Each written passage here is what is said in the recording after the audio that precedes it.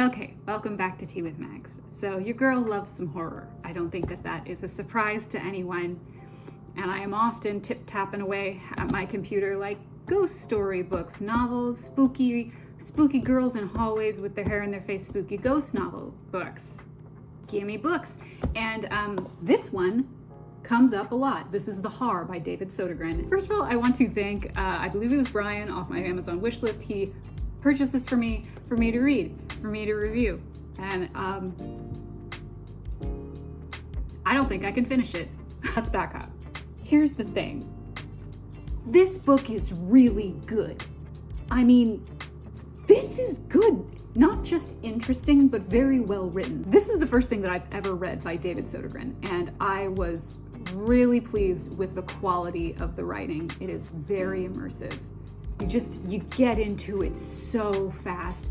So when I picked this up, I thought the Haar was like the monster, right? I thought that was this thing right here.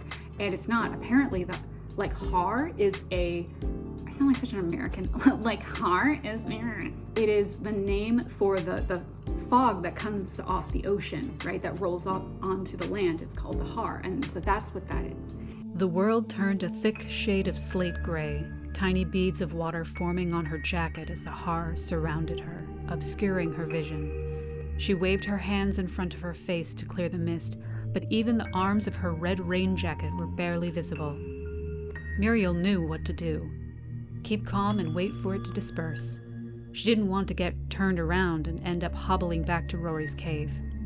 And it was as she stood there, in the strange, colorless netherworld of the Haar, that she heard a voice. This story follows a woman named Muriel. She is an elderly woman who lives in a cottage in the rural Scotland, and it is beautifully written about how great Scotland is, and it just makes you want to go there. Her house is at risk of being demolished by a big, giant, evil corporation, the Grant organization, who wants to sell her house so they can knock it down so they can build a golf course. On a completely unrelated note, did you know that a few years back, the Trump organization bought up a bunch of land in Scotland, and there was a big row about it because they bulldozed a bunch of beautiful Scottish highlands in order to make a golf course.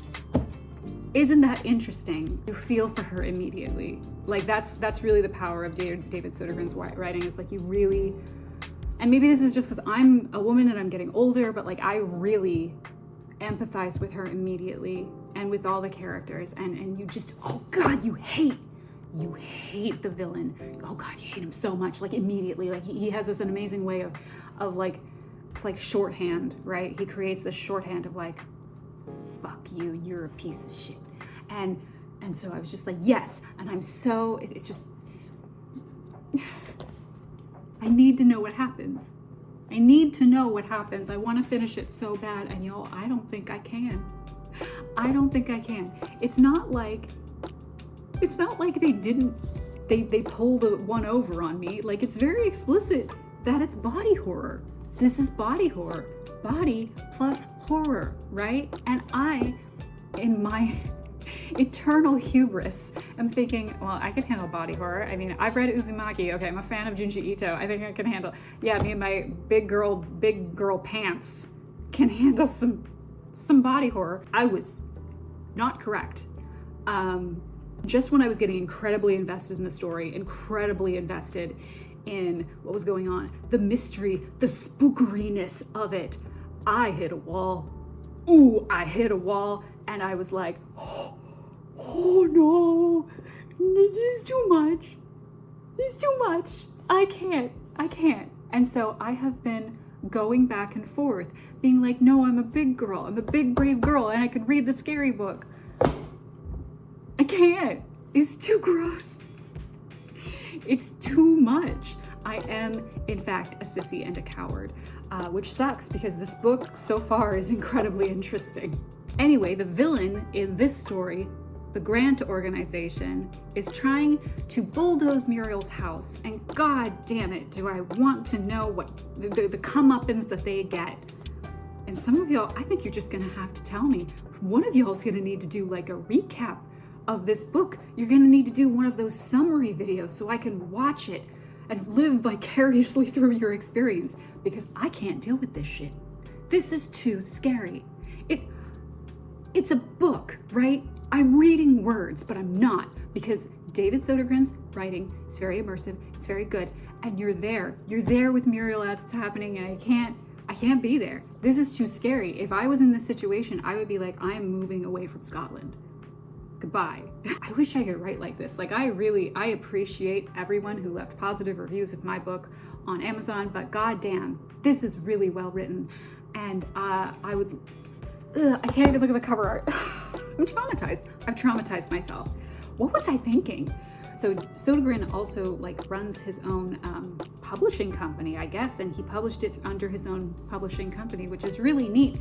And he's got a bunch of other books. Yeah, Paperbacks and Pugs is the name of, and he's got another one called Maggie's Grave, and I believe some other books. Check these out. I mean, I can't recommend this enough to people who are big pants adults who are brave and can handle blood and razor blades and gore.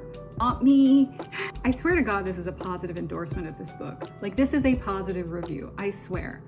I wish I could finish it. I really do. I wish I had finished it. And maybe one day when I grow up, maybe one day I really will finish the Haar. This was supposed to be a much more in-depth review. I was going to go through plot points and characters, but I don't know what to tell you. Read the Haar. Do it. Read Maggie's Grave. Read a bunch of all the rest of his books. Read every book by Paperbacks and Pugs. And let's get David Sodergren obscenely, insanely rich, and then maybe he can buy a golf course in Scotland. Lord knows, I'm sure somebody could use the money. Well, thank you for watching my bullshit review. Thank you for watching my absolutely brief and cowardly review of The Haar by David Sodergren. This is an endorsement, I swear. Anyway, I'm gonna go cry and probably throw up. Have a good day.